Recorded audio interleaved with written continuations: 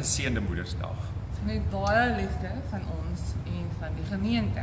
Met die mamas in die gemeente, dis nou die mamas, die groot mamas en die ouer mamas en die ouma groetjies en oumas.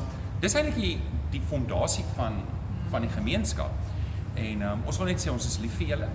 Ons waardeer julle vreeslik Baie. In Genesis 3 vers 30, Genesis 3 vers 20 sê Adam, hy noem Adam Eva wat hy sê dis die moeder van die ganse mensdom. Dink jy daaroor? As daar nie mamas was nie, was nie een van ons nie. Ja, dis waar. So ons is lief vir julle.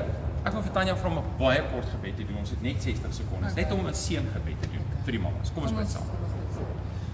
Hemelse Vader, vreeslik dankie. Ons is ongelooflik dankbaar vir elke liewe mamma, ouma, tannie, dat die rol speel van versorging, vir wat liefde gee, Here, en net altyd daar is vir ons. Dit is so, daar is soveel om dankbaar voor te wees en ons is so dankbaar vir hulle, dit wat hulle doen in ons lewens, dit wat hy vir ons gee en opoffer.